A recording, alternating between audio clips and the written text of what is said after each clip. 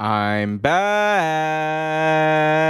Hopefully, y'all can hear me. What's up, everyone? Welcome back to the most interactive wrestling show on the interweb. Welcome back to this live stream with me, Omar Q, Big Ohm. I'm going to be with you for the next hour, hour and a half, however long it takes, leading up to AEW Dynamite.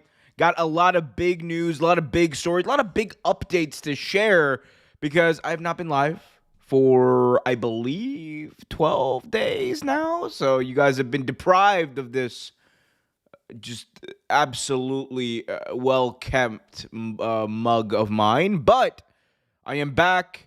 I, of course, attended AEW Forbidden Door in London, then took a couple of days and, just I had to get away from everything that was going on in my life. But I'm recharged, ready to get back at it, and I'm ready to talk about raps with you. We already got a bunch of people in the chat. Welcome, everyone. If you haven't already, be sure to leave a thumbs up. It really helps things out more than you'll ever know. We got T Mills in the chat. AEW All Out will be better than WrestlePalooza. I'll get into my thoughts on that, of course.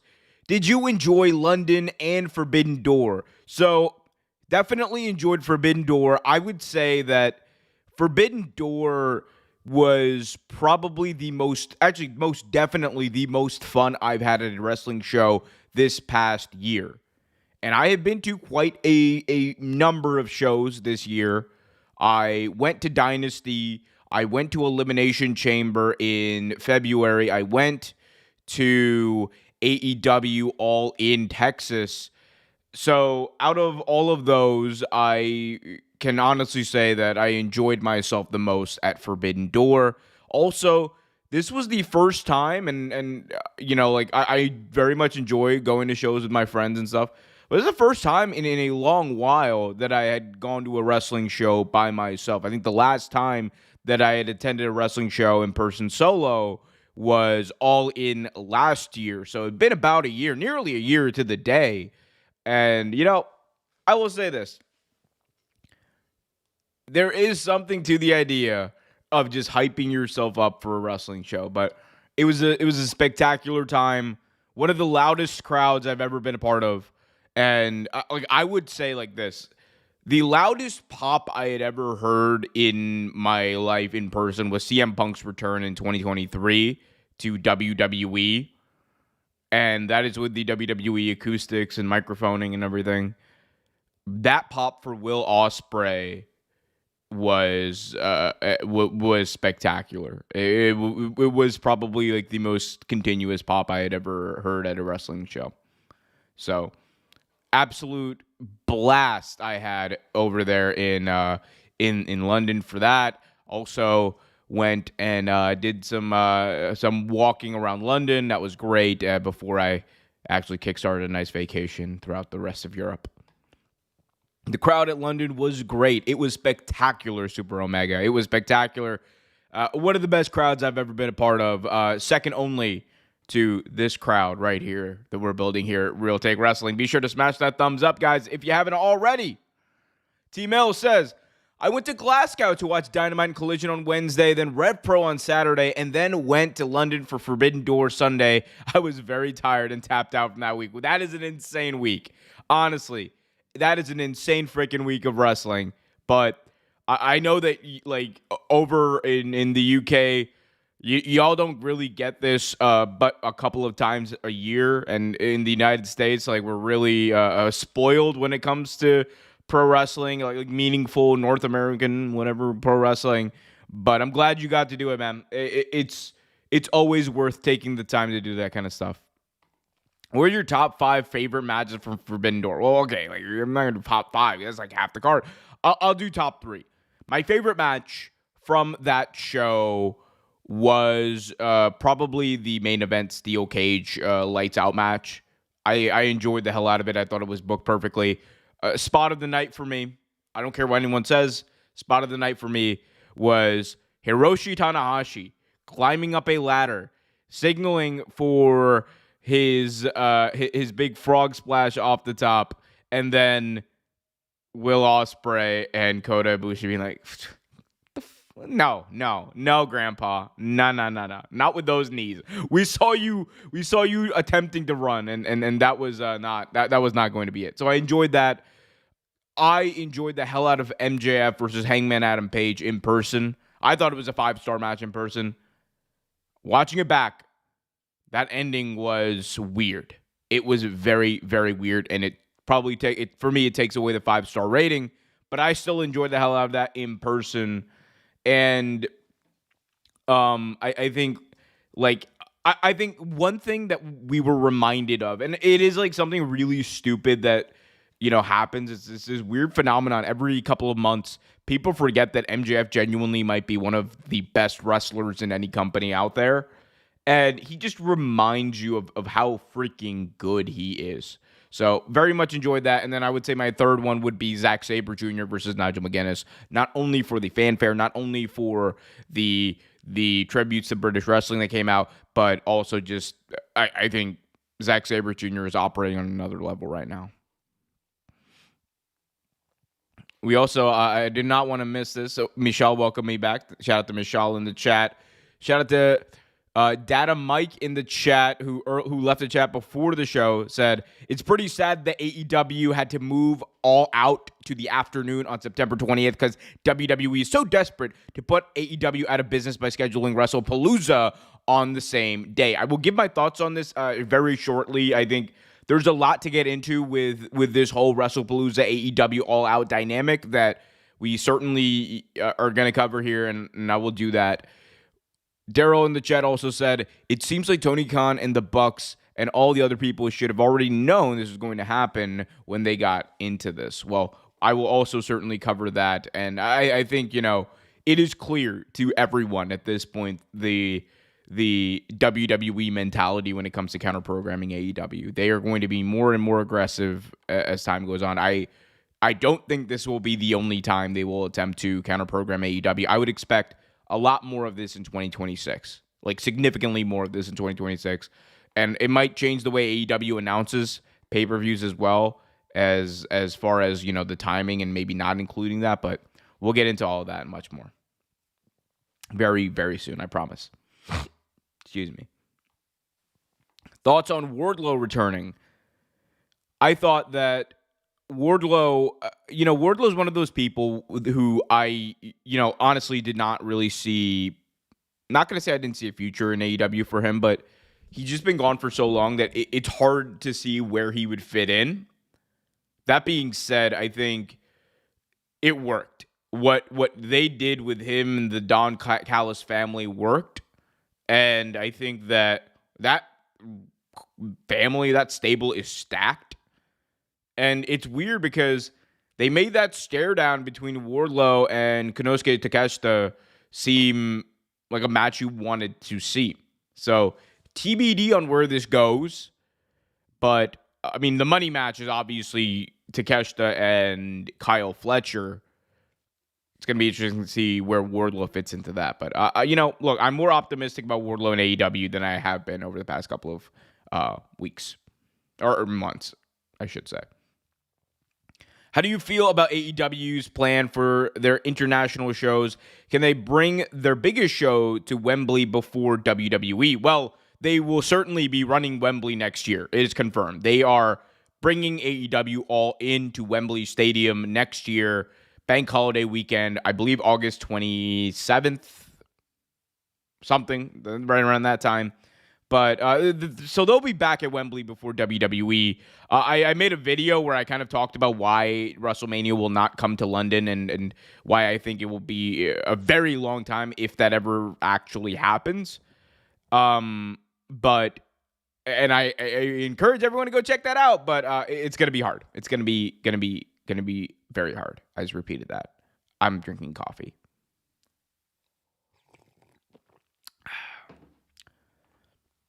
We got a $5 super chat from RB065. Thank you, RB, for the donation. RB says, what was reaction to Stephanie McMahon's advertised VPNs?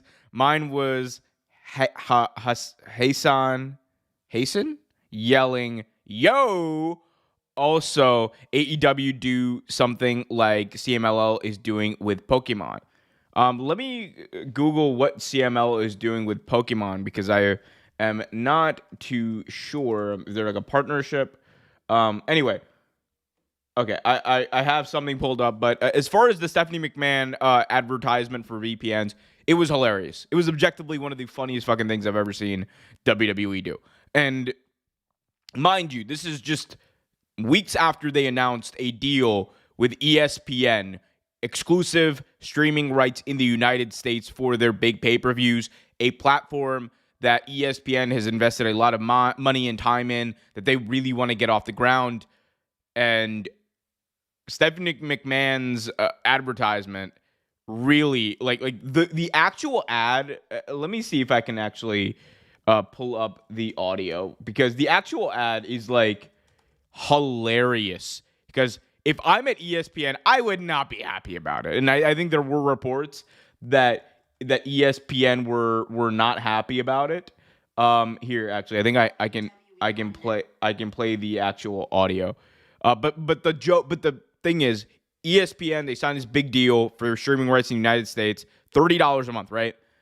But if you use a VPN, then you can go and you know, like you can use your Netflix account that you already pay for probably to watch everything WWE. So it kind of undercuts ESPN. But I have the audio pulled up. So give me a second. Just take a listen. WWE on Netflix is truly the best thing ever. But there's one catch. Not everybody gets that.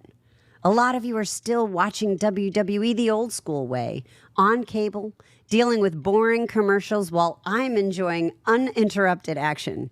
Let's fix that with today's sponsor, Surfshark VPN. Okay. And do not sign up for Surfshark VPN. Anyway, but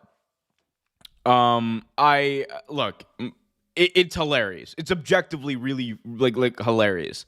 I would imagine that whatever next ad read she does for Surfshark VPN is going to be very different, because this like not only undercut the ESPN part of it, but also like admit to Stephanie's basically saying, I'm not paying $30 a month for ESPN, or I'm not paying for cable. I'm just watching everything on Netflix. I mean, it's a hell of a message you're sending to your partners over at ESPN and Peacock and everywhere else for that matter. So, guys, by the way, be sure to smash that thumbs up. As far as the September 25th show that you announced, I did pull up a Squared Circle article here. Here it is, or Reddit page, I should say, to celebrate the reveal of Mega Howlucha, a luchador-inspired fighting flying type Pokemon. The Pokemon Company has announced a crossover event with CMLL in Mexico City on September 20th at 7 p.m. local time. Tickets available now on Ticketmaster. That is great. I think there should be more crossover for that. I think if AEW can secure a deal with a WBD property, most likely to do that, that would be really cool. Doubt it will ever be Peacemaker. RB says, I meant Hassan Piker. Also, joint project CMLL on their show September 20th. Yeah. First of all, shout out Hassan Piker, Streaming King, our glorious Turk leader. Love him. Anyway, but RB, thank you for the super chat. I would love to see more crossover stuff like that. I don't know which one is better. Daniel Garcia. Oh, here we go. I don't know which one is better. Daniel Garcia joins the Death Riders, or Garcia helps Orange hook Darby to take them down. Either way, I'm excited. I would love to see a storyline where Daniel Garcia actually gets something out of this. So perhaps you do a story where Daniel Garcia joins the Death Riders, and he is someone who is actually brought to the light side, the not the light side, that's the good side, pro AEW, whatever it is, right? He's brought to the good guys at the end, and he maybe gets like the unified championship or something out of it. I would like to see that for sure. ESPN are not happy about it. Yeah, that's what they say. Shout out to Super Omega for the donation at $14.99 Australian, I believe. Shout out to you, mate. WWE just bringing back only retired wrestlers, e.g. AJ Lee for the pop, and not recruiting new stars is poor booking in their shows that they don't have any good ideas. Okay, so obviously, Super Omega, appreciate the donation. I'm going to spend some time on this. Obviously, big talking point this week has been the return or reported return, according to Fightful.com, of AJ Lee. Sean Ross Sapp has reported that she is coming back. The speculation, the innuendo, the expectation is that she will probably be back this Friday on SmackDown. It is Friday Night SmackDown live from Chicago. She, of course, lives in Chicago with CM Punk. They are married. So it would make all the sense in the world for her return to happen then. And I assure you it will get a massive pop. It will create a lot of buzz online. And I think it will be a good thing for WWE from a business standpoint. Now, as far as the idea of retired wrestlers only being brought back for the pop, I think it is good in doses, and it can work in doses. I think, look at Goldberg's run in 2017. That was a very good dose of nostalgia. Everything that happened after that we didn't need, but that original run was good. I thought the way they originally brought in Trish Stratus back was a really good run. And because they didn't over-rely on it throughout that entire time period. Recently, WWE has over-relied on these nostalgia runs at the same time. Whereas before, you would maybe have one going on at a time. Right now, we're looking at a Nikki Bella nostalgia run. We're looking at a potential AJ Lee nostalgia run. We just got done with a Bill Goldberg retirement nostalgia run. And we are in the midst of whatever the hell they're doing with Brock Lesnar. I think WWE recently has found it very easy to bring back these acts from the past that have a lot of hype, that have a lot of fanfare, and just bring them in for that excitement, that fanfare, build these shows. And look, it is effective. They are still able to sell out these shows. They are still able to get people interested in their product, and that's fine. But it is at the detriment of your younger stars. Look at the WWE main event scene right now. A lot of those guys are older stars. A lot of those women have been around for a while. And I would say this. If you look at the women's division in WWE, there's a lot more parity there as far as younger stars paired with older stars or, stars who've been more established than there certainly is on the men's side. The men's side, you are looking at the same, I would say 6 guys in that main event scene. Everyone else, there's just a barrier that they're not going to be able to cross. And the only one who's probably going to be able to cross that barrier next year is going to be Braun Breaker. So we're looking at a time period where you got people waiting in the wings, the Carmelo Hayes of the world, the Grayson Wallers of the world, like many other acts who are just stunted because these are guys that probably should be winning the Intercontinental Championship, probably should be winning the United States Championship, that aren't even getting a crack at that. And then what happens when you bring in the Obafemis? What happens when you bring in the Trick Williams? What happens when you bring in other stars from NXT or you sign other stars from elsewhere, the Ricky Starks? What's going to happen to those guys too? It is not just about AJ Lee. I think AJ Lee's return actually makes the most sense of any of these nostalgia runs that WWE is doing right now. But for me, I think the overall picture, right, of just bringing back nostalgia runs and acts from the past for the sake of popping a rating or popping a interest in a show or something, it does it at the detriment to not only your stories that you're telling week in, week out, because these people are probably not going to be around for a long time. We don't know how long AJ Lee's going to be around, albeit. But it also takes away opportunities from others. And again, this is not AJ Lee. I am actually pro AJ Lee returning. I think her potential return, I should say, is probably the only good thing on WWE TV right now, aside from the Rhea Ripley, Io Sky stuff. It is those two things, and then everything else is a wonderland of absolute dog shit. All right? But I do think that you can talk about WWE having a nostalgia or reliance on nostalgia that is problematic. So that's my view on this. Super Omega, thank you so much for the donation. I appreciate you. Thank you for supporting. And guys, if you want to support too, you guys can leave a thumbs up. Hit that like button, please, please, please, if you haven't. Hopefully I get to see my dream match, Bobby Lashley versus Okada. That would go like... No, I'm not going to say that. That would go hard, though. Another 2 p.m. start time? Yep, I'll get into that in just a second.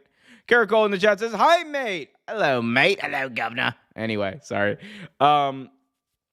Gerard Clark says, hello, Omer. Tony Khan needs to make certain that there are no technical difficulties if he's promoting AEW SLEs, streaming live events, on HBO Max like Death Before Dishonor. Yep, we'll talk about that. What's the massive announcement?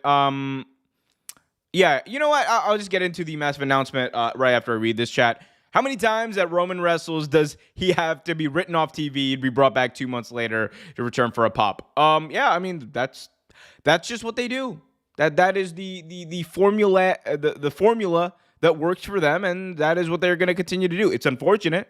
I think, when Triple H was booking like very common sense, good, relatable stories in 2022, you wouldn't see him rely on these very like low-hanging fruit tropes that he's relying on now. But, he's a different guy now. He's a different booker. His time at the top, or his time as a competent booker, in my view, has faded, and he is now just another guy. That's just what it is. Anyway, we can talk more about that later. But on to the news of the day. Major news, not for AEW, not only out of the change of the all-out pay-per-view start time. Of course, WWE had announced well after AEW had put tickets on sale and did a lot of promoting that they would be holding a premium live event on September 20th, the same day as All Out. Originally, All Out was scheduled to be an 8 p.m. start time. Then WWE announces WrestlePalooza 7 p.m. start time. So now AEW and Warner Brothers Discovery have made a massive announcement about that and even more. Here it is, straight from the Warner Brothers Discovery press release that came out today. You can see it right here. HBO Max to stream live all Elite Wrestling pay-per-view events, starting with AEW All Out on Saturday, September 20th at 3 p.m. Eastern. So 3 p.m. Eastern time in the United States. That is the new official start time for AEW All Out. If you are in the UK, that means that you are looking at a start time of 8 p.m. London, UK time, whatever it is. If you're in Berlin, you're looking at a 9 p.m. start time. And if you are somewhere over the Atlantic, it is going to be in the afternoon, but I don't think anyone. Anyway, point is, people, AEW has moved their start time, but that is not the only announcement as part of this press release, because, of course, you have this element that is brand spanking new that we did not see coming, that people were speculating and reporting just a couple of months ago that never came to fruition. HBO Max to stream live all Elite Wrestling pay-per-view events. Beginning Friday, September 5th, HBO Max subscribers in the U.S. can pre-order AEW All Out for $39.99. First ever pay-per-view event to be offered on HBO Max. Here we go. Let's dive in and get deeper into this. Warner Brothers Discovery, HBO Max, and All Elite Wrestling today announced a groundbreaking expansion of their nearly 6-year relationship with the launch of AEW pay-per-views on HBO Max, starting with All Out Saturday, September 20th, 3 p.m. from the Scotiabank Arena, Toronto. HBO Max will stream live AEW pay-per-views without ads, with all marketing and promotions of AEW pay-per-view events primarily centered on HBO Max. Pre-order for AEW All Out on HBO Max will launch Friday, September 5th, allowing U.S. Max subscribers with supported devices to purchase the event for the exclusive price of $39.99. Okay, let's take a beat and digest what was said here. Not only is AEW moving the start time of All Out back to September 20th to 3 p.m. 3 p.m. Not only is that happening, but on top of that, the long-awaited expansion of AEW pay-per-views on Max is happening. And from the look of it and the reports that are going out there, it does seem to be the case that this was not a part of the original deal that AEW signed with Warner Brothers Discovery. This is a new deal that they have agreed to.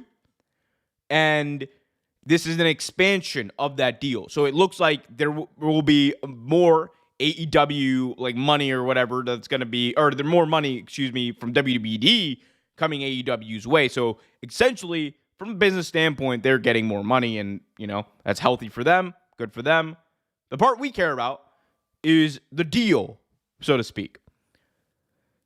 So AEW pay-per-views in the United States traditionally have been $50, $49.99.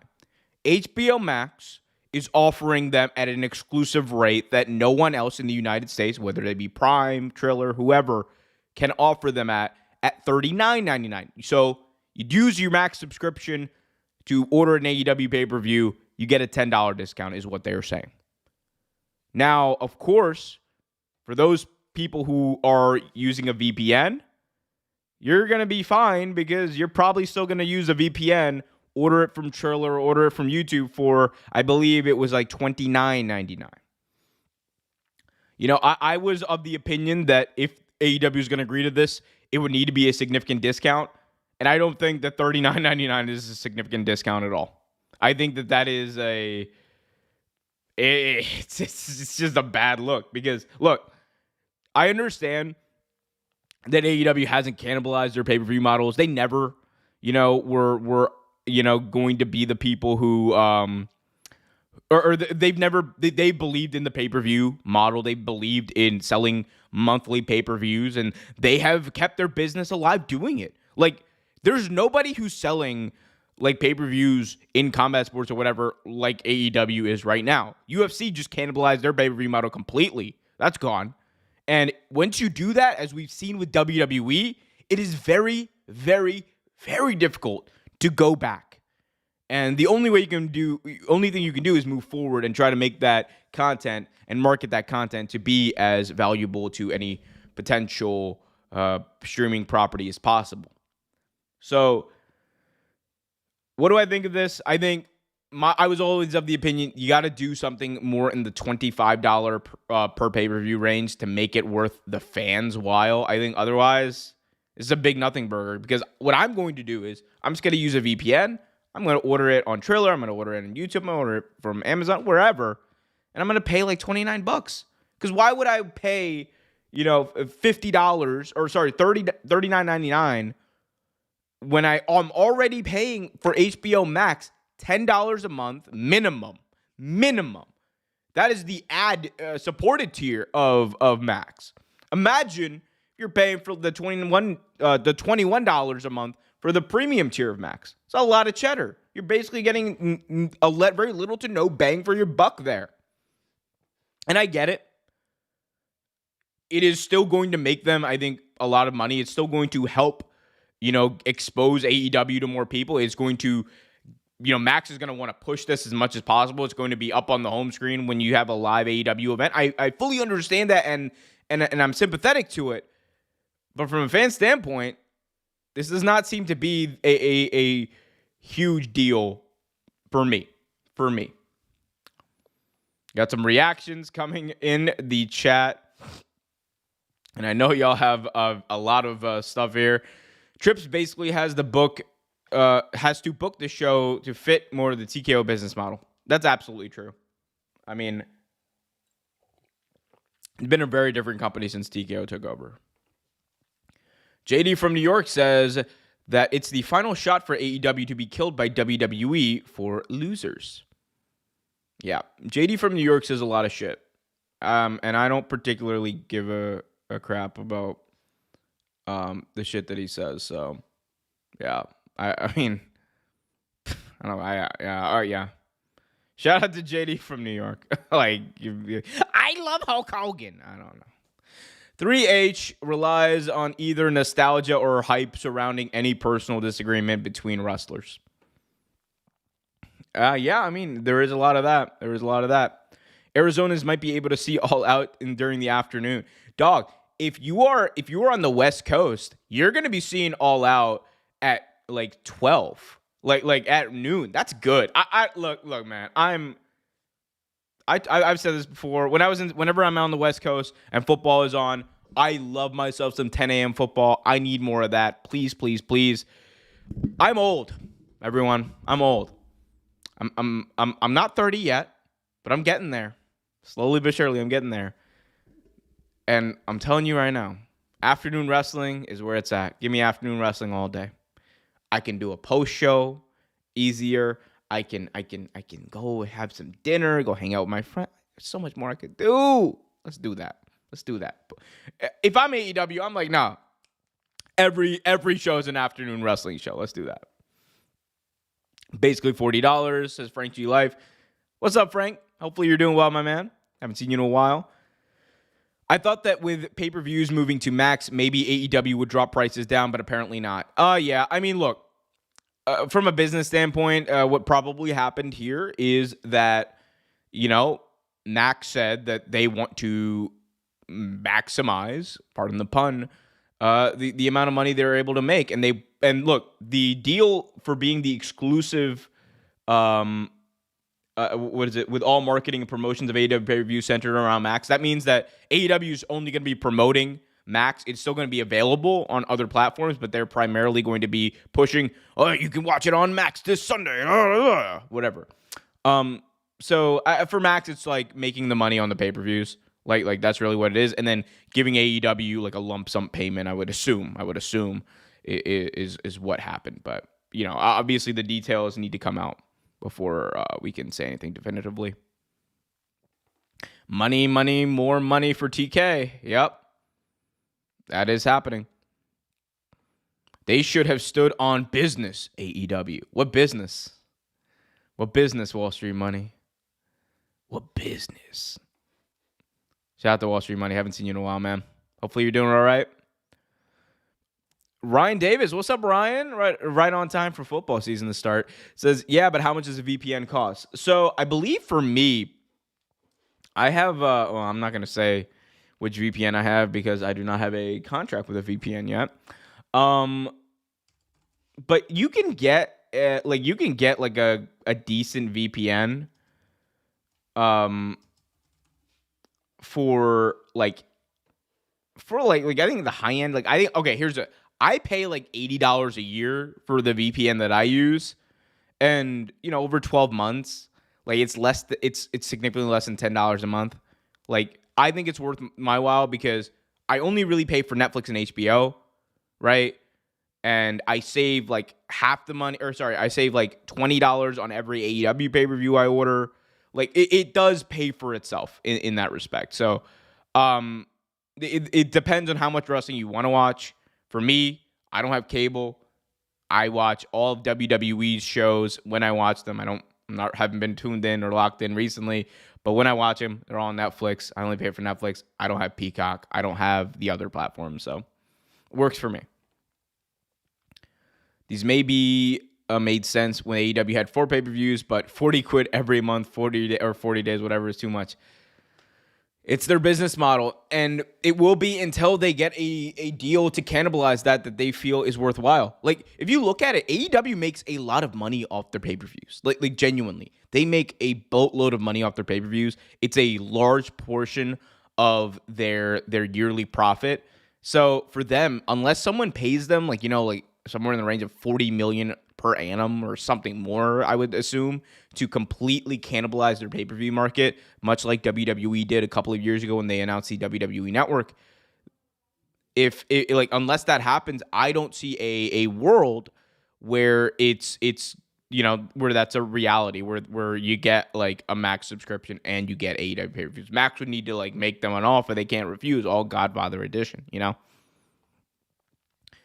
We got a BJ Dixon in the chat saying, "Hi, Real Take. Love your stuff. Do you think AEW will do Windsor versus Mercedes 2 at All Out?" First of all, appreciate that, BJ Dixon. Appreciate that so much. Appreciate everyone in the chat. Guys, if you're just joining us, be sure to smash that thumbs up like there's no tomorrow. There's like 30 of you watching, only 9 likes. Let's get that up. Come on. Y'all are better than that. Let's get that up. As far as Windsor versus Mercedes 2 at All Out, I would love to see it. I think that you can make a legitimate case for Alex Windsor to win. I doubt that that's going to happen anytime soon. I think that Mercedes is probably going to lose. If I were to have her lose, I would probably have her lose to like a Willow or something. I think that those two have obvious chemistry and it would work very well. AEW should have just made pay-per-view free if you have a subscription. If you want to be different than WWE, make it free with a subscription and have it as a way to lure casuals. So I understand the sentiment. I really do. And I agree with it. I think, if I were to take a risk as like the owner of AEW in a theoretical world, that would be one of the risks I consider. The issue is, right, I don't think AEW, I'll be honest, AEW does not rely on casual fans. I think that being a casual wrestling fan in 2025 is very different than what people usually imagine it to be, because the reality is casual fans are not going to be the ones spending exorbitant amount of money on your product. Wrestling is a very niche thing. Even as popular and as big as WWE is in the cultural zeitgeist, not everyone who's tweeting or talking about WWE watches WWE. They are, looking at like the way we consume media in 2025 is way different than the way we consume media 10, 15, 20 years ago. Like, people are looking at thirst traps of Rhea Ripley. Like, Drake was just talking about that on a podcast recently. You got, people who just watch the highlights, who don't like tune in any otherwise. I know people who only watch or tune in wrestling through Reddit.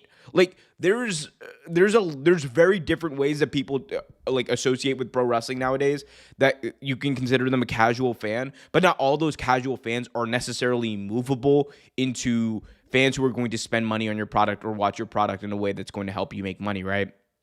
So if I'm AEW, I'm honestly less concerned with catering to casual fans, but building trust with established fans, bringing over fans from WWE who may not want to pay 30 for ESPN, 10 for Netflix, whatever it is, right? I think that's definitely something you could do. We got Super Omega leaving another $7.99 Australian Super Chat. Shout out to Super Omega, friend of the show. Looking forward on attending AEW Grand Slam Australia in 2026. Valentine's Day 2026 is going to be a real good one. I thought, the Collision show, despite all of the mismanagement of the Grand Slam last year, it was a fantastic show. In my view, it was like one of the best TV shows of any wrestling company has put on all year. And I think that Australia crowd, very, very passionate about wrestling. Hopefully you'll have some big stars back by then. Hopefully Buddy Matthews will be back by then. Hopefully by then you'll have the likes of Will Ospreay back in the picture, although that might take a lot longer than people may realize. I think, AEW Grand Slam Australia should be a fun one. It should be a very, very fun one. Me and my friends split the pay-per-views, everyone. So when WWE stops Peacock, I'll cancel Peacock and sub to Max. How many pay-per-views do WWE have left on Peacock? So they have no main roster PLEs left on Peacock. There's no more main roster WWE PLEs left on Peacock. That is done. Boom. Out. All NXT PLEs moving forward will be exclusive to Peacock in the United States. All the main roster PLEs now moving forward are going to be on ESPN Plus. The only other thing only main roster entity that's going to be on Peacock moving forward is the Saturday night's main event. So what WWE has done is essentially been like, in the United States, if you want to watch wrestling, or their wrestling without a VPN for Raw, you need to have Netflix. For SmackDown, you need to have either Peacock or watching on USA. For NXT, you need to be on the CW, or you need to have CW. And then for their pay-per-views, you need to either have you need to either have ESPN or Peacock. So they have basically stretched themselves into every single streaming platform they possibly can. I will say this. The strategy from a business standpoint and a marketing standpoint is very smart, because not only does WWE have now themselves as an entity established on all of these different streaming partners, on all of these different types of media, cable, streaming, like all different types.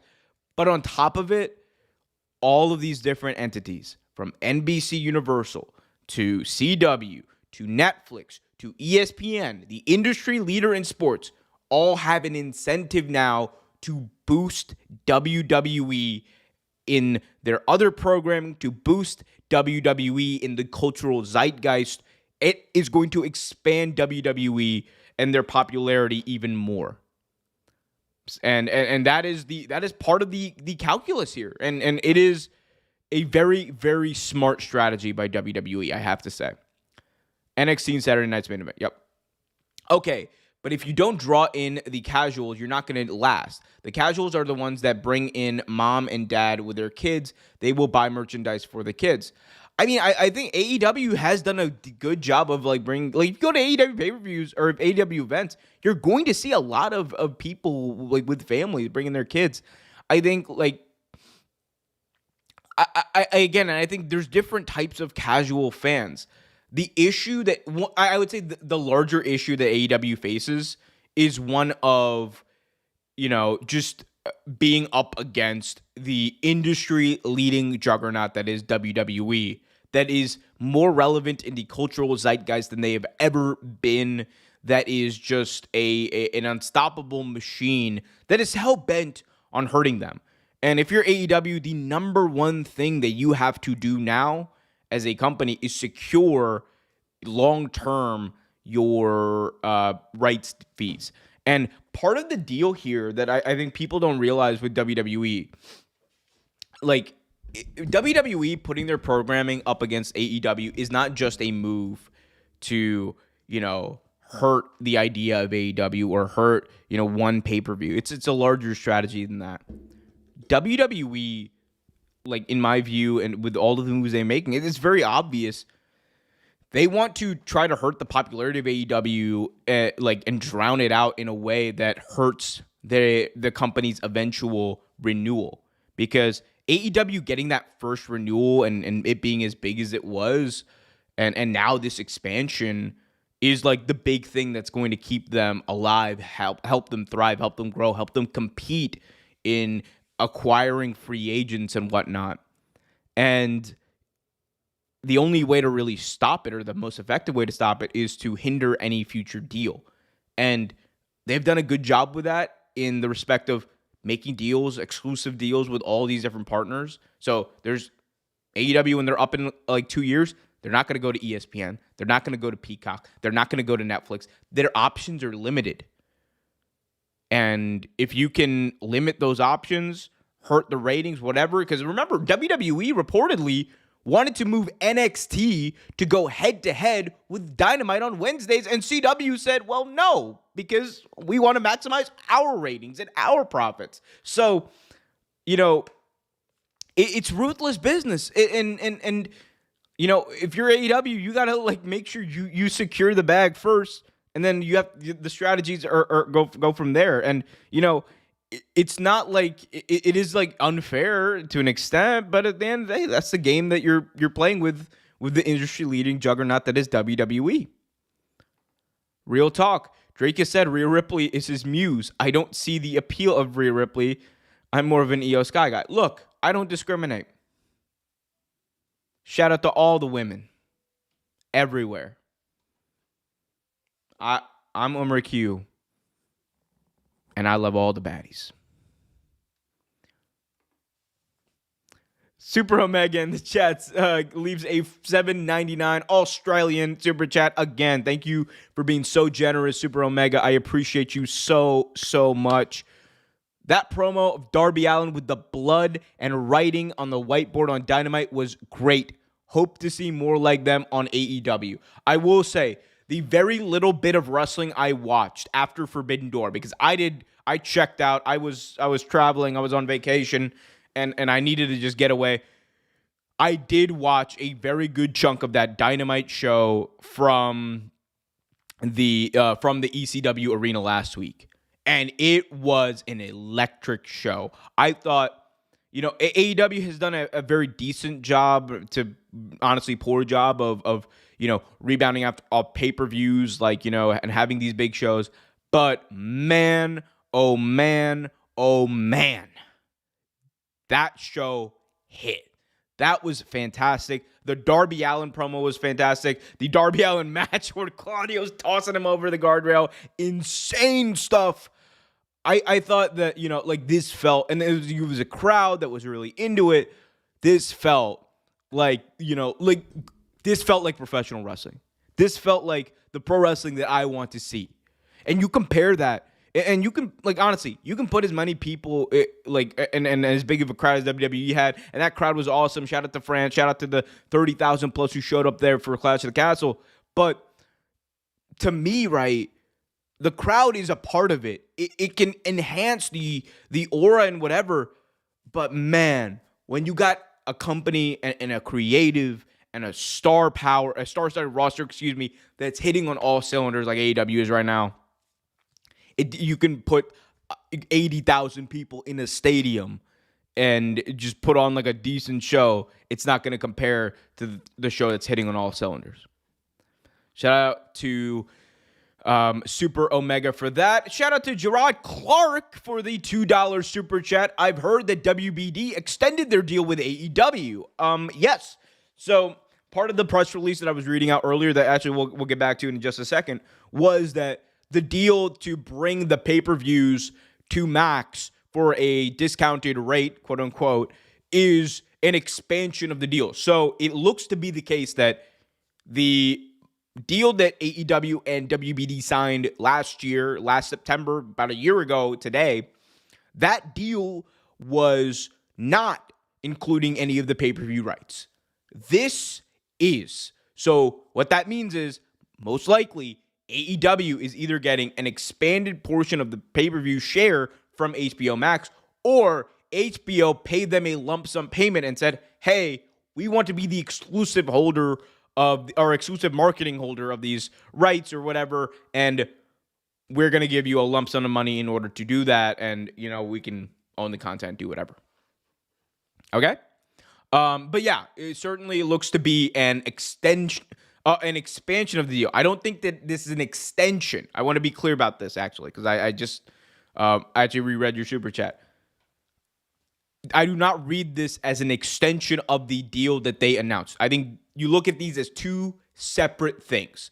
Last year was the television rights portion of this deal. That is what they signed, and they got a very good deal off of that when you look at the amount of programming the AEW has to produce compared to what it was before and everything. AEW got a really good deal out of that. This is an expansion. This is another part.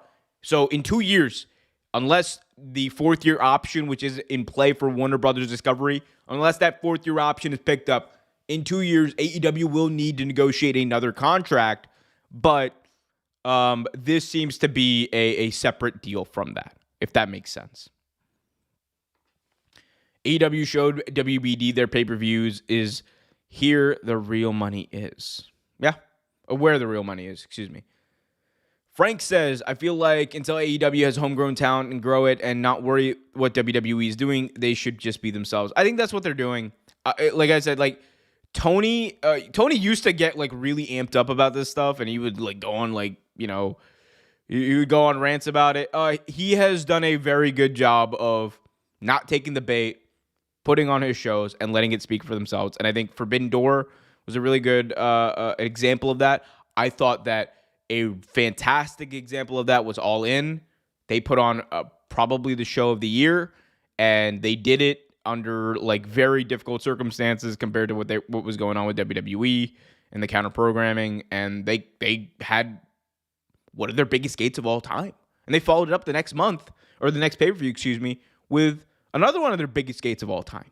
So I think they're just cooking. They're just cooking. Dragon Man 88. Oh, here you go. Eric Bischoff said that TNA is going to be the new number 2 and that they're going to beat AEW. I was on the floor laughing. TNA is going to get massacred by AEW. Look, I want to say this. I think TNA will get a pay-per-view, TNA will get a TV rights deal. They should get a TV rights deal. It is better for pro wrestling for TNA to get a television rights deal, one that will probably actually make them profitable for the first time in their history. I want that to happen. As a fan of wrestling, as a fan of wrestlers who put their bodies on the line, getting paid, getting more opportunities, I want that shit. I want to see that. At the same time, I live in reality. I don't live in a world where I need to manufacture stories in order to stay relevant. I don't live in a world where I need to use whatever platform I have in order to peddle bullshit to get clicks for my podcast. I just peddle the truth. I peddle my opinion. I peddle actual analysis. I think anyone who is telling you, especially someone like Eric Bischoff, who you can say whatever you want about his history and this stuff.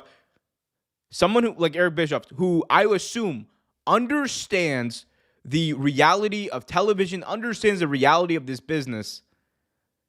I think it's laughable to think that that was a serious take. I think it is laughable to think that he was being honest with you. I think it is laughable to think that Eric Bischoff genuinely believes that TNA is just a deal or two away from being the number 2 wrestling company in the world. I think that is a laughable statement. And if he truly believes that,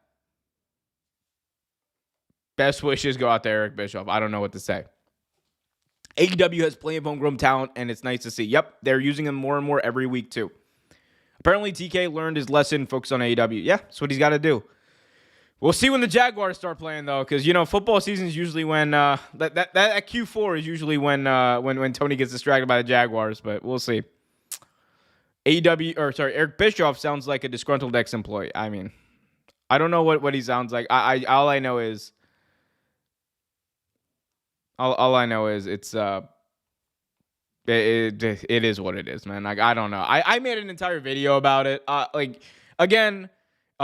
I was away, I did post some videos, so go check those out. I made a video about the TNA deal, why I think it's a good thing, but why I don't think that the bullshit that some people are peddling about, it's going to be the number 2 company, you need to get I don't think that's, I think it's just, it's like, you know what it is, man? It's like, I understand wanting to hype up a wrestling company that is about to have a major move or about to do this big thing. Like, I'm all for it.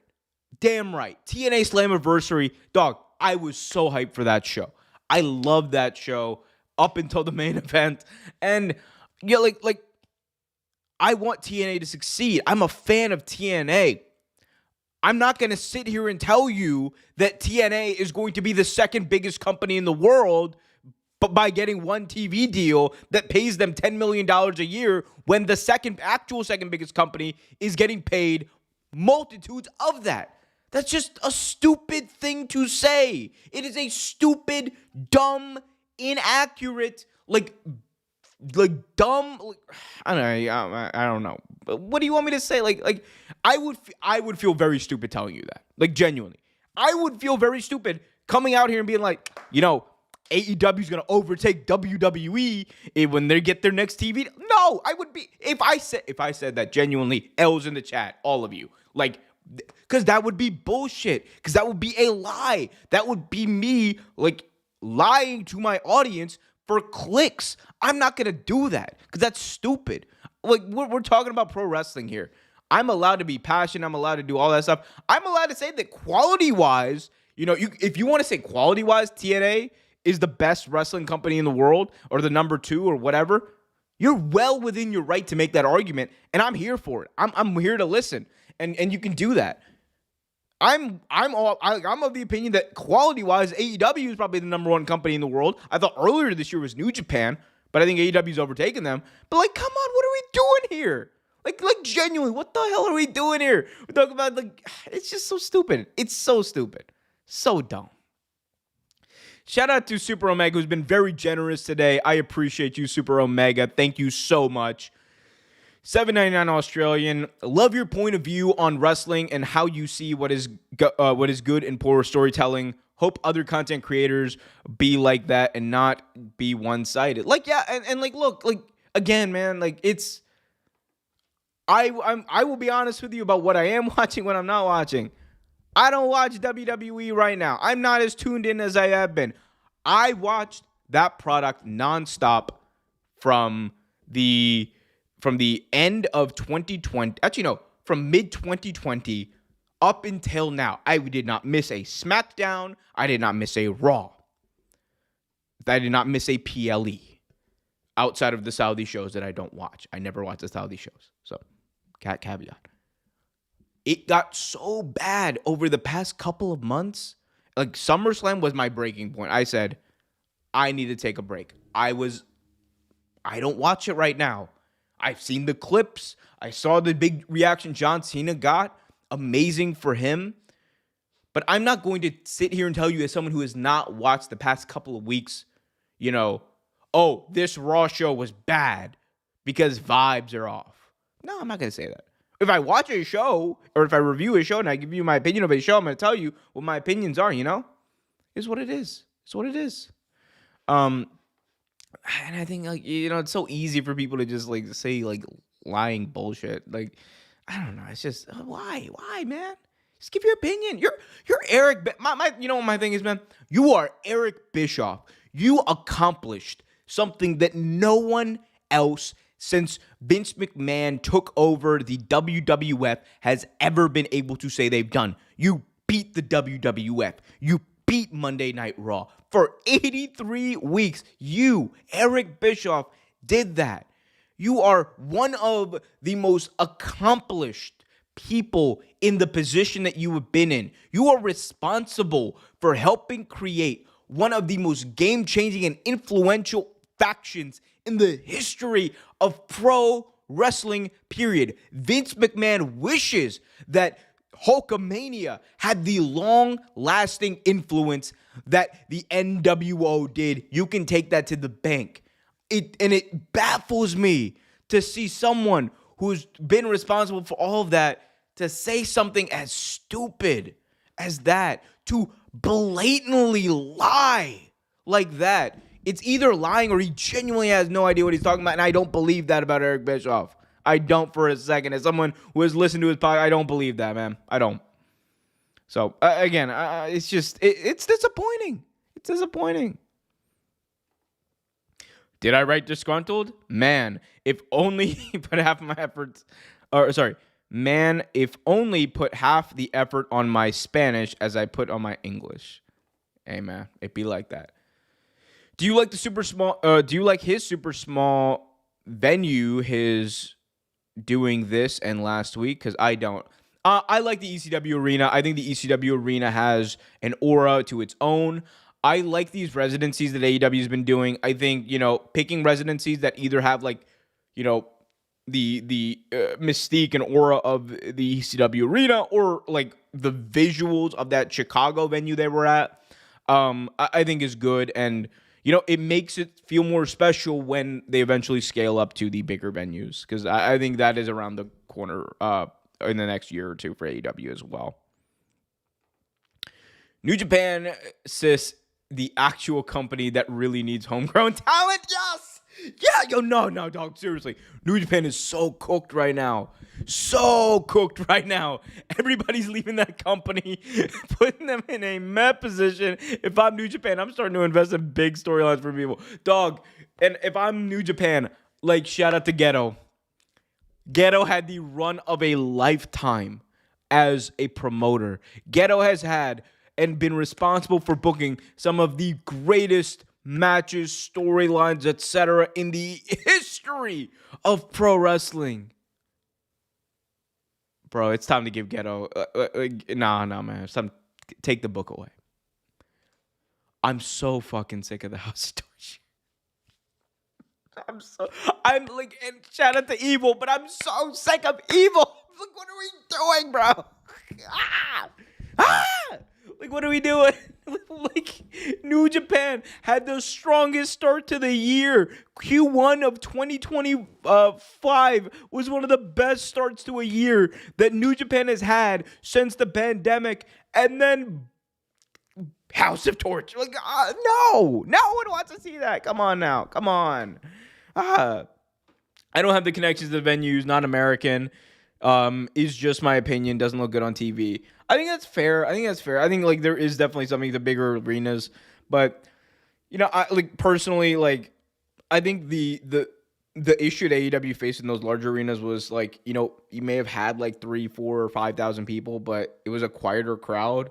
I think having a crowd that is more into it feels better on TV and it comes across better. Eric beat WWE and killed WCW.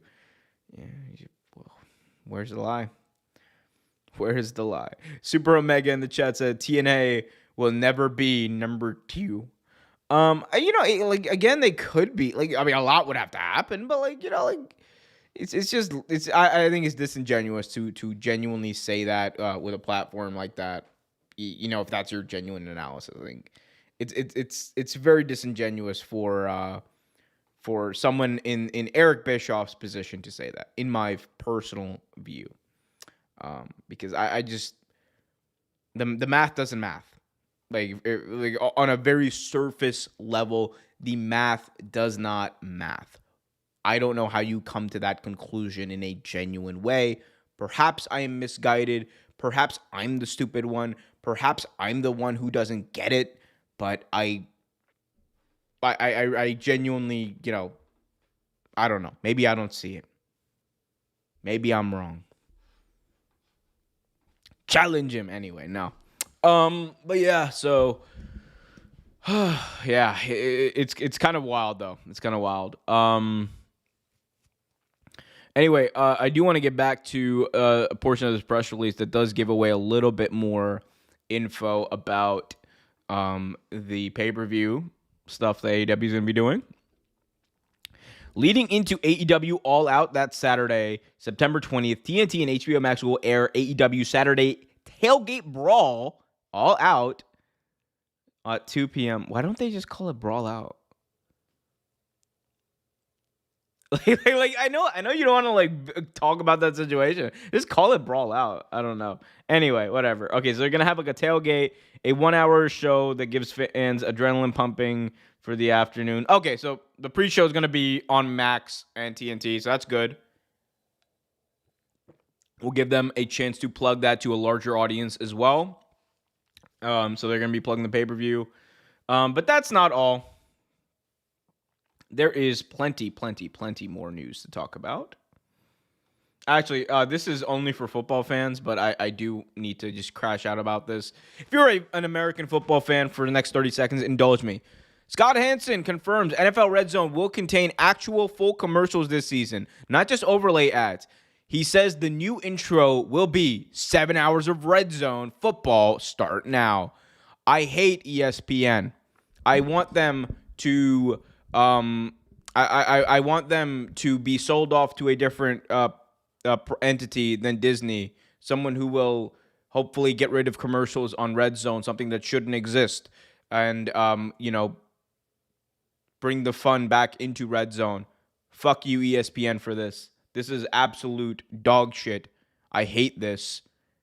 May God have mercy on your souls. Okay, I've said my piece there, but that is not all. When it comes to that, damn shame, suspension life, damn shame. Any word on ROH getting a TV streaming deal either on HBO Max or possible Fox? I don't foresee that happening anytime soon. No word on that, but I don't foresee that happening. Late to the party. What's up, Jay Barnacles? You're never late to the party because the party doesn't stop or start. The party doesn't start till you walk in. There we go. Shout out to Cash App for that. Can't stand that news. Yeah, no. The death of Red Zone is crazy. But anyway, as I said before, AEW September to Remember, a very special edition of Dynamite is set for Wednesday, September 17th, live from London, Ontario. It will be a live 3-hour edition of Dynamite.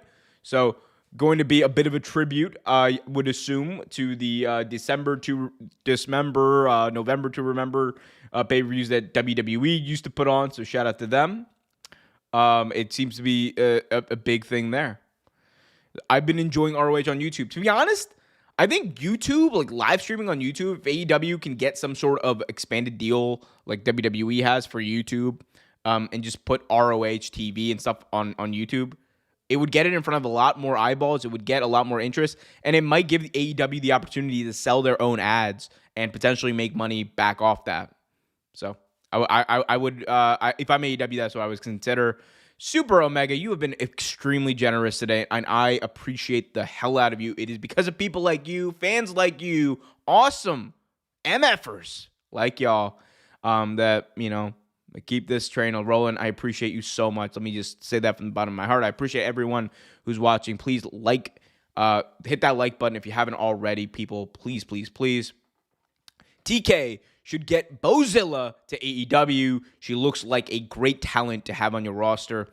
I think Bozilla would be fantastic. If I'm at AEW, I think the issue really becomes AEW doesn't really have a proper developmental. I think if they're able to create a proper developmental, it would be a lot easier for me to say that they need to go out immediately and sign Bozilla. Also, I'm not sure what her contractual obligations are currently to Stardom, but if she becomes a free agent, I think she will definitely get an offer from AEW. I would also assume she's going to get a lot of interest from WWE. But if AEW had a good developmental system, man, it would be a lot easier. It'd be a lot easier. Anyway. Before I get to some of these other chats, and I will get to them, again, thank you so much, Super Omega, for all the love today. Did want to give a quick shout out to this I saw today. Thinking of Hana Kimura on what would have been her 28th birthday, her remarkable talent and beaming presence created a legacy that will live on in the hearts and fans and peers alike. And she is missed every single day. Hana Kimura, Joshi wrestler, who a couple of years ago, because of just horrendous online bullying, took her own life. It's one of the more sad stories that I've ever had to talk about on air. It's one of the more sad stories I've had to cover. And it's super sad because I think about it, and it's been it's been basically 4 years since all that went down. And I think in some ways the pro wrestling fandom has gotten better and made some improvements. And in some ways, so we've seen things like the Liv Morgan situation with the stalker, or the horrendous Sonya Deville situation, or just the way that people talk about, especially women's wrestling, if I'm being honest, is it there's a line, there's a very obvious line. I think you can appreciate, you could say Rhea Ripley looks great. You could say that. You can compliment a woman's look. I think, man, there is a built-in kind of bullying that still persists. That I'm just, yeah. That's still, yeah. Anyway, yeah. I'm just I don't know. It makes you think. But shout out to Hana Kimura. Shout out to her family, her loved ones, and everyone else. Pro wrestling fandom has gotten better. Did you see what happened in France? What happened in France? Am I missing something? Maybe I'm not remembering it. I haven't been checked in for the past week. I hate cyberbullying. The wrestling community lost a great foreign talent. The world should make cyberbullying an illegal crime. I'm not going to disagree with that. I definitely think there needs to be a lot more done about just it's way too easy for people to do that kind of stuff. What's stopping TK from getting a deal for ROH immediately? He should have settled this objective after he bought the promotion. I think what's stopping him is just like the lack of interest, quite honestly. Because Max was interested in putting ROH at one point on True TV, but instead they decided to put AEW Collision or reruns of AEW Dynamite, on. The reason for that, I believe, was just the idea that would have more viewers. And like ROH has a problem, right? There are a subsect of fans that are always going to buy ROH pay-per-views. And ROH, because of the association with AEW, is in a weird place where, yes, they will sell more pay-per-views than they've ever done, and they will have more consistent attendance, but I don't think you're going to have the same amount of people tuning in to a weekly ROH product as you would a rerun of Dynamite on True TV. And part of it has to do with ROH in 2025 no longer means what it did in 2019. Part of it, a massive, and I would say the most of it, is just the very existence of AEW as the second major competitor and taking up a lot of the town and whatnot. But I think the job that Tony never did, I think the job he should have done from the beginning was making ROH the exclusive developmental of AEW. And it is not. It is not. It is treated as just another show. It is treated as pure content, nothing else. It is almost a burden to AEW at this point. And I don't think even Gerard, I see you in there. I don't even think branding it as AEW ROH is going to do much. In fact, I think it might hurt AEW. I think what they need to do, by they I mean AEW, Tony Khan, they need to have an established identity for ROH that helps build true fans. Bring ROH exclusive to the ECW arena. Bring ROH exclusive to Daly's Place in Jacksonville. Do something like that instead of running it weekly in the same arenas you run Collision and Dynamite. I understand that's cheaper. I understand it's easier or whatever. But when you do that, you're relying on a limited amount of your roster. You're relying on fans who just are not familiar with the product, who are not seeing these storylines develop. I just don't. It just doesn't work. It just doesn't work. The show. Here's the thing.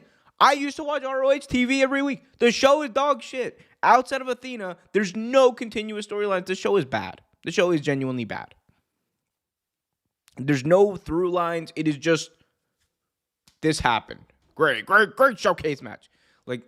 You got to have some sort of stories. You got to have something that you tell throughout the show to make it seem interesting. And that's just not the case.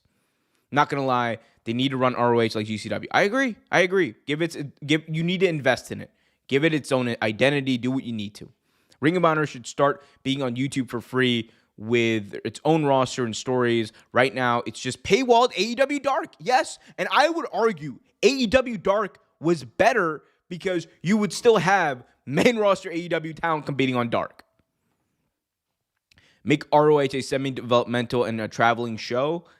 That's just what they're doing now. And for me, I think it's hurt ROH. Because when you see ROH matches, the crowd is just not into it. Nobody cares. Unless Athena is on, nobody in that audience gives a shit.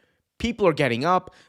The lights are dimmed, so you see no one even in the front rows. The vibe is just putrid watching that. And again, if you're gonna put on a good wrestling show, say when you have my NXT, you might not enjoy it. They tell stories. They have promos. They have an audience that is engaged. NXT has had the most consistent audience engagement of any pro wrestling show ever since they first appeared back in 2014. It is insane. That is not something that can easily be replicated, but it should be the standard that ROH as a semi-developmental or developmental that I think they should hold themselves to.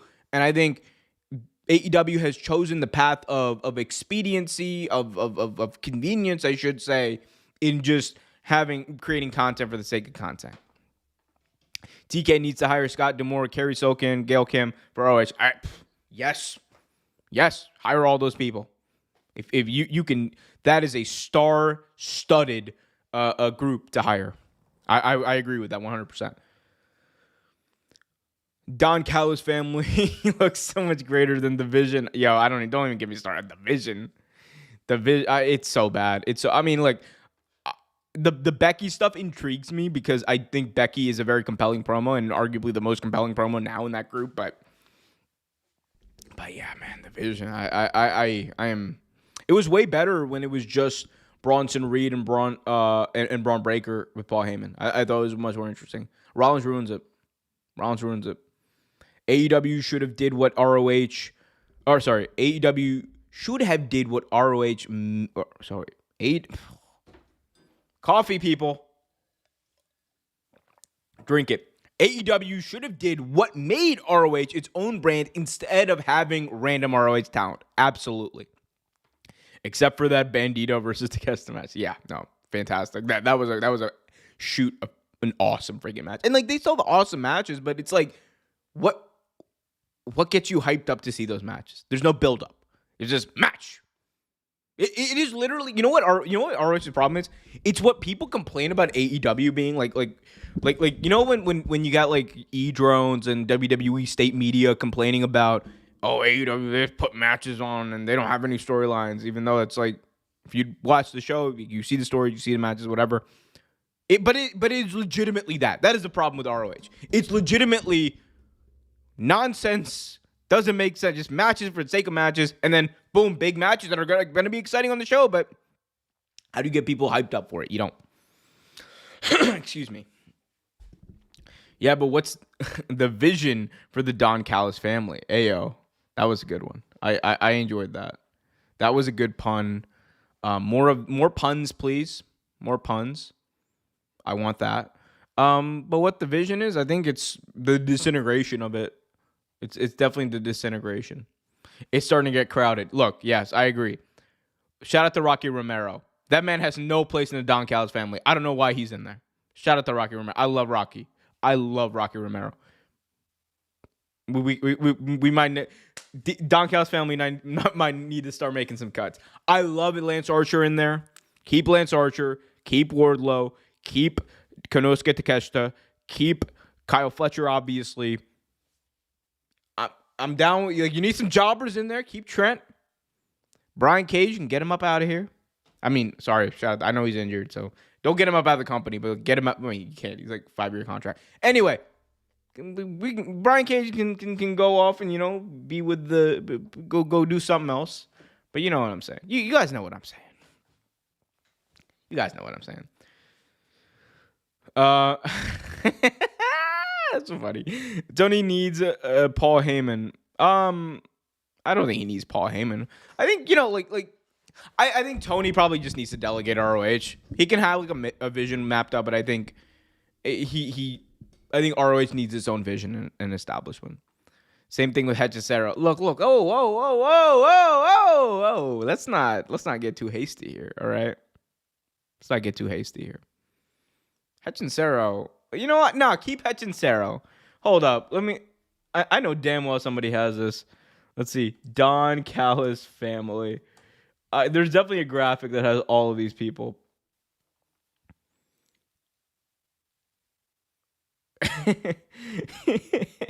Yo, Twitter, wrestling Twitter is crazy work. Oh, I forgot Josh Alexander was in there too. Oh, actually, yeah, we might need to cut Hechicero.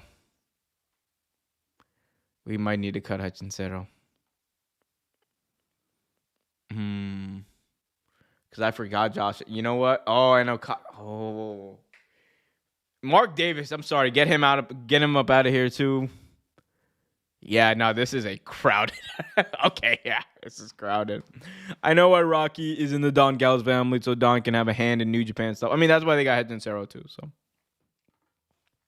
could we see Wheeler Yuta versus Daniel Bryan? You mean Bryan Danielson at All Out? Yuta has been hinting on Bryan on Dynamite. I think that Tony wants to stack this card. I think it would behoove him to have Bryan on this card. if you're not going to do Bryan versus Kenny at All Out, I think you do Bryan versus Yuta. You have to have Bryan involved in some way. I think that is a must if you want to make this as big as possible. We'll see what ends up happening. I wouldn't be mad if Fletcher won the world title as a shock out of nowhere, like his hero Orton did when he was in Evolution. I think that the eventual match that I see happening is going to be Kyle Fletcher, Wembley Stadium, as the champion going in against Will Ospreay. And you tell the story of the pupil, Kyle Fletcher, outdoing the master, having, outpaced him essentially since he's been out and being the guy on top. That gives Kyle Fletcher a chance to really show his chops in the main event, become an interesting character, become one of your top acts. They just signed him to a massive, massive extension, 5 years. So for AEW, they're obviously all in on him. And I think that would be a great story to tell if you're eventually going to have Will win or maybe Will lose next year. I mean, Will losing next year would be a wild take, but we'll see.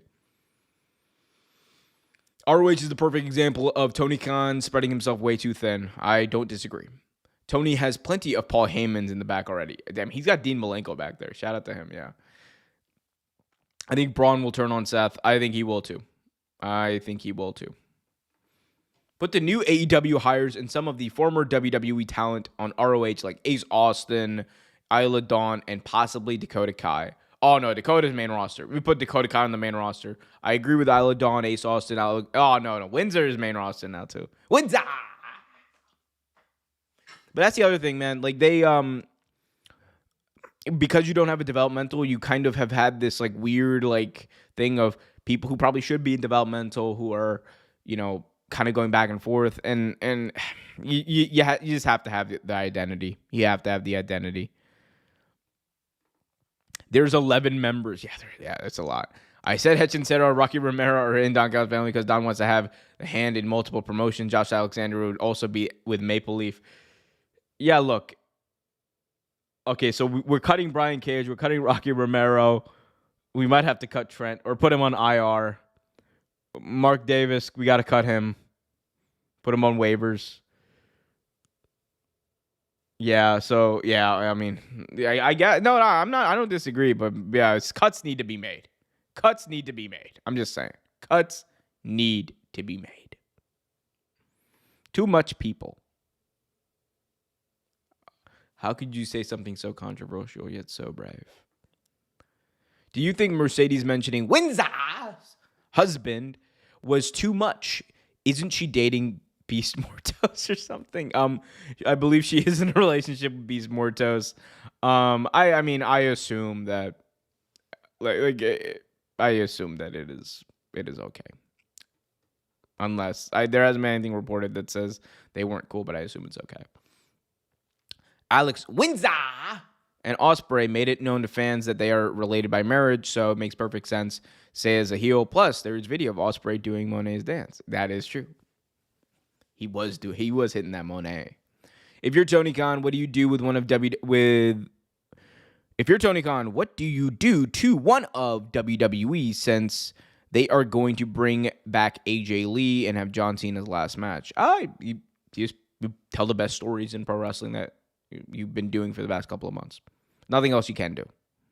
Like, you're not signing Roman Reigns tomorrow. You're not signing Bayley tomorrow. Although I think that might be on the horizon in late 2026 when our contract is up. But like, none of that stuff is happening tomorrow. You can only do what you can do, which is tell good stories, build young stars, and make yourselves undeniable. Huge shout out once again to Super Omega, super fan of the show. Shout out to Super Omega. Possible Wheeler Yuta versus Daniel Bryan at All Out. I think it's very well possible. There's definitely an untold story there, or an unfinished story, I should say, there with those two. Wheeler Yuta was one of the main reasons why Bryan was taken out. Wheeler Yuta was one of the main things that led to him losing the AEW World Championship last year at Wrestle Dream. And I think telling that story would be great. And again, having Bryan on that card on a very important show that, you're trying to make a statement. You're trying to show that your business is good and all that kind of stuff. Bryan is money. And also, not gonna lie, I would wig, not wig. What is it? I would geek the F out with Bryan on that show. I would absolutely lose my freaking mind with Bryan on that show. So yeah. We got Sean Benton in the chat saying, I think they do need to have ROH as developmental for guys like Griff and other talent that need more polishing. Griff, are we talking about Griff Garrison? Yo, Griff Garrison mention in 2025 is crazy work. Shout out to Griff Garrison. I forgot. Is he even signed with AEW? He's still signed with AEW. Oh, he is in Frat House. I forgot he's in Frat House. Wait, yo, nah. Shout out to my boy Griff Garrison. He's still here. I forgot about Griff Garrison being in Frat House. Because, I knew Preston Vance was doing that. Yo, that's wild. I forgot about Griff Garrison. Thank you for reminding me.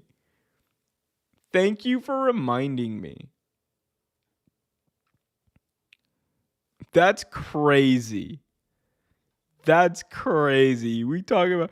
Yo, Leo says, who the fuck is Griff Garrison? I saw him on ROHP. Yo, are we... Wait a minute. Are we not, wait. Do y'all not remember Griff Garrison? Him and Brian Pillman Jr. Not the Hollywood Blondes.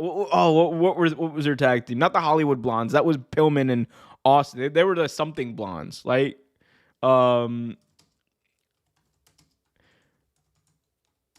What was their tag name? Because it was they were with Julia Hart. Oh my God, what were their tag names? The Varsity Blondes. That's what it was. The Varsity Blondes. Yo, that was a team that probably should have done more. That was a team that probably should have done more, but they did not.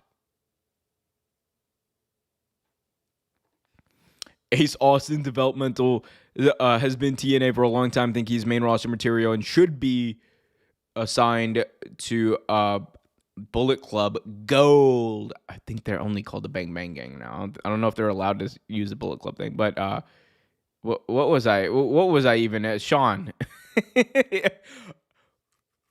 Sure, Griff Garrison. Give them damn right. Get him in there. Why not? But I agree with the sentiment here. I do think they need to have a more pronounced developmental. TK being TK, Takeshita versus the entire Don Callis family. You know what? I don't hate it. Have the entire Don Callis family be what he needs to go through to get to the final bosses, a.k.a. Kyle, Fletcher, and Takeshita. That would be great. I think Windsor wins tonight, so Mercedes can eventually become world champion. Maybe. Potentially. We'll see tonight. We'll see. I saw Griff Garrison being squashed on Dynamite a month ago. I forgot about Griff Garrison. That's wild. I know Griff Garrison and Ortiz must be sick. Both of their teammates went to WWE doing so much better than they are right now. No shade. Definitely both of them are doing more than they are right now. Better is subjective. I would say Santana is Mr. TNA. They missed an opportunity. He should have been the champion at Slammiversary. That besides the point. Santana, I think, is the big, he is their main guy, I would say. Brian Pillman Jr. Lexus King. TBD. Bro, I checked the roster yesterday, and Keith Lee is still on the AEW roster. He is still under contract. I don't know if he's been officially cleared yet. I think he's close, if not, but he's obviously had some health stuff, so shout out to him. Wyatt in the chat says Varsity Blondes. Thank you, Ewan Sayi, for reminding me. Griff Garrison, aka Timu Jungle Boy.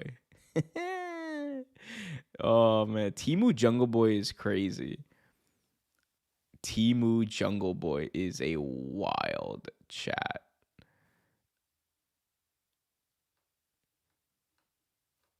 Um,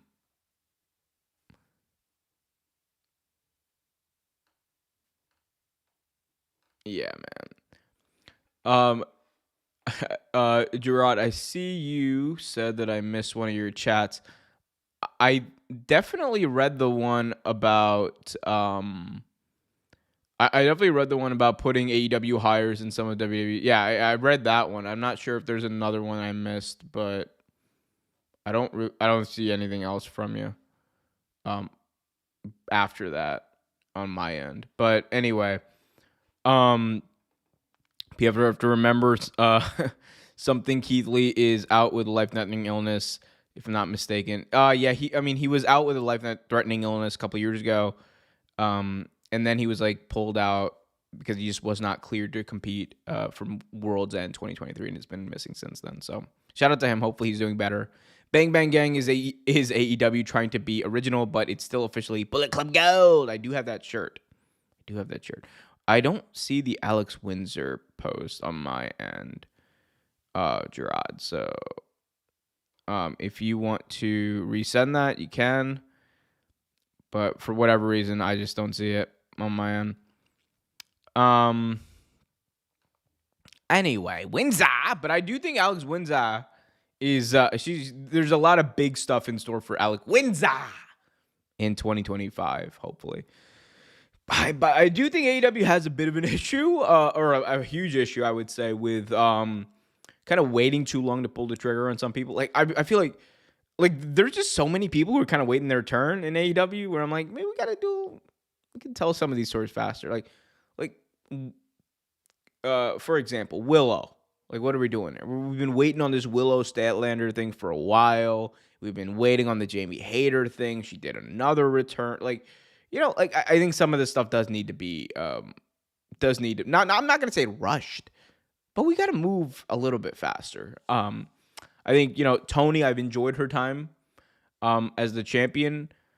I think probably time for someone else to hold that belt. Not just because having like two very long-standing champions at the top of your women's division, hurts the potential growth of others, but also because like at a certain point, like you want to use the established stars that you have, like Tony, like Mercedes, to uplift others in storylines that don't involve the belt, so that you can, have like more women's matches on the card. That's something AEW struggled with over the past couple of years, and the WWE is quite frankly excelling at right now. It's like one of the only things that WWE is doing well at, and that is the women's division. So where we are. Wow, I haven't heard about the Varsity Blondes in a long time. Damn, he is still in AEW. Yo, shout out to Griff. Who the fuck is Griff Garrison? Shout out to Griff Garrison. Doubt she'll win tonight. Let's give Windsor some credit. Shout out to Alex Windsor. Oh man. What do we got in store for AEW Dynamite? Only a couple of more minutes. I'll give it like another 5 minutes here, and then I gotta head out, and prepare for work tomorrow.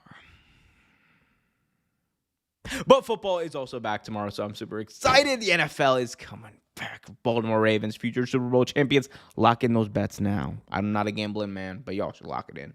Baltimore is winning the Super Bowl. Anyway, what does AEW got going on tonight on Dynamite? Let's take a look at the card at the top of the hour, according to the AEW official Twitter page.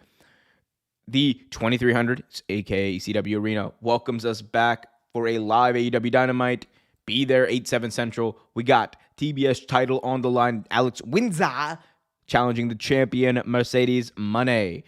Bro Dito, AEW World Tag Team Championships on the line versus Claudio Castagnoli and Wheeler Yuta. Also, All-Star 6-man tag team action. Hangman Page, Kenny Omega, Jet Speed against Kyle Fletcher, Josh Alexander, and the Young Bucks. And looks like we will hear live from Cope and Cage ahead of their return to Toronto next month. That is going to be a wild one. I can't wait for that. I'm so hyped to be able to see that. I saw them at Forbidden Door. Now getting to see them in Toronto is going to be it's going to be a major deal. Obviously, they have not teamed together in Toronto in a very, very long time. And you know that's just splendid to see.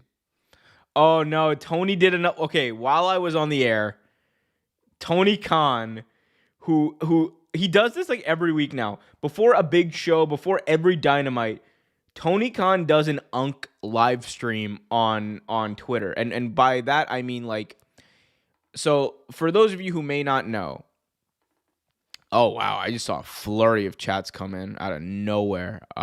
That's crazy. Definitely some technical things. I'll have to look into that later. Anyway, let's see. But Tony, okay, so Tony did this Unk stream. Like he does these Unk streams every time. Like it'll just be him like just casually like doing like live streams. I mean, now he's got someone to hold the camera. Usually he doesn't. But shout out to Tony. He was live, and I'm sure he's praising Taz, ECW legend Taz. Alex Windsor has some nice. Hey, yo, Gerard, has some nice cheeks. I hope Will doesn't read this post. I'll be in big trouble. Hey, yo. Hey, yo. That's the post you wanted me to read? What? Hey, yo. What the hell? I mean, look, shout out to them all. Shout out to everybody, I guess. Wow. I'm crying.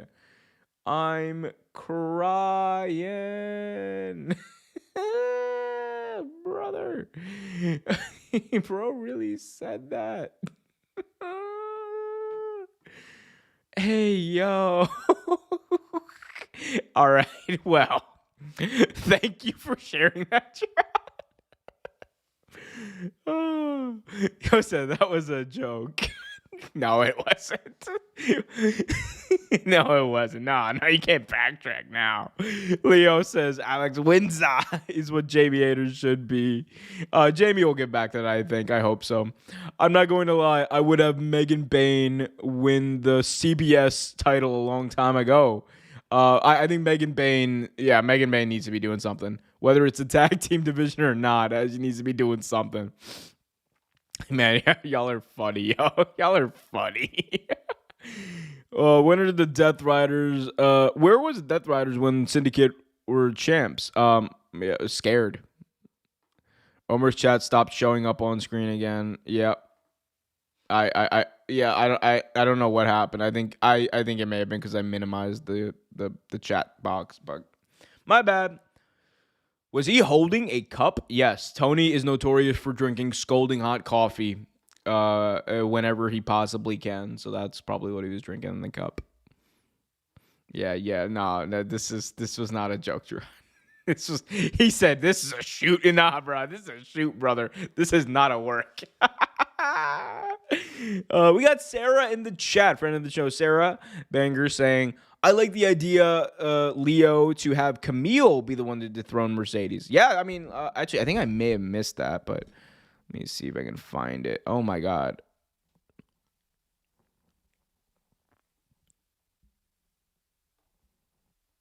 I'm trying to find it. Can't find it. Oh, here we go. Camille should come back, feud with Monet, and she should be realistically the one who takes the title off her. I think that wouldn't be a bad thing. I'm just not sure what the deal is with Camille and AEW at the moment. There seems to be something weird there. Not sure what it is. So not going to speak too much on it. But that would be dope. But I also think Megan Bayne, shout out. You know, there's something to be done there. All I will say. $100 says Go Niners. Yeah, you're gonna need all the Go Niners you can get, considering the way that team played last year. But contrary to popular belief, I do think Brock Purdy is a good quarterback, a very good quarterback. Not gonna say he's great or elite, but he's very, very good.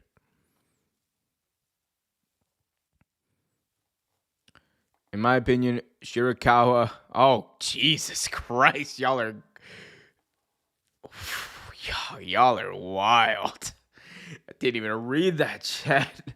I mean, y'all are wildin', bro. Y'all are wildin' right now. Y'all are getting to y'all really on that Drake. You know how Drake's like my entire timeline is just Rhea Ripley. Like it seems to be a little bit of that going on here. Camille was injured and is now taping American Gladiators. I think she's done taping. I think the taping of American Gladiators is done now, but we'll see what happens. All I know is that Mercedes. It was reported that Mercedes angle ended more abruptly than I think was anticipated. So we will see. We will see.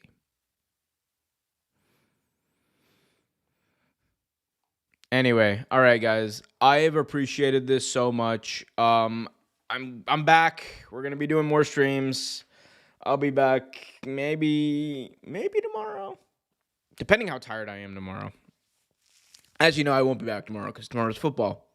Football. Go to youtube.com/Real Take Sports. Subscribe for all your NFL coverage. I'm going to be going live there. We're going to be doing stuff over there. I'm going to be simulcasting on Twitch too. That is the plan. So be sure to sub over there. Guys, we got a lot of stuff going on. My Baltimore Ravens are winning the Super Bowl. It's going to happen. We're going to do it. It's going to be great. It's going to be huge. It's going to be the best. Anyway, but I'm super hyped. I hope you guys are too. Be sure to smash that thumbs up if you haven't. I'm, again, very humbled to come back to all of you guys, just shooting the breeze about wrestling and being as, excited. Some of y'all are certainly excited. So I'm here for it. Simulcasting on the Purple platform. Oh, no. Hey, look, man. I'm just trying to grow the reach. I mean, it could have been worse. It could be simulcasting on Kick like a dumbass, but here I am here. I'm pretty sure they are done filming because Wardlow is back. Yeah, I'm also sure of that too. But no, look, the Purple platform is still slightly better than the crypto platform. It's not watching. I mean, they're all crypto platforms, I guess, at the end of the day. Anyway, all right. I love you guys. Leo, Gerard, Wyatt, shout out and a half to everyone who joined, especially Super Omega, who went crazy with the super chats today. I appreciate y'all so much. I appreciate you, Super Omega. I appreciate Caracol, Leo, Frank, Ryan, Wall Street Money, who made a very brief appearance, Sarah, Say, every single one of you guys who tuned in today, who added to the conversation. Y'all are awesome. Y'all are the reason I do this. Y'all are awesome, amazing. There's a reason I didn't mention you, Hunter, because I knew you would pull some bullshit like this. Lamar Jackson is his name. He is the best quarterback in the NFL. I will not hear anything else. Leo says, I like Kick with friends. Every platform has dumbass, unfortunately. But anyway, thanks for the stream.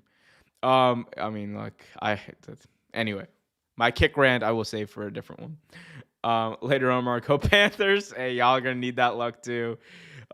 Enjoy work and Dynamite. I will definitely enjoy Dynamite. Not so much work, but we'll see. Y'all are awesome. Thank you, everyone.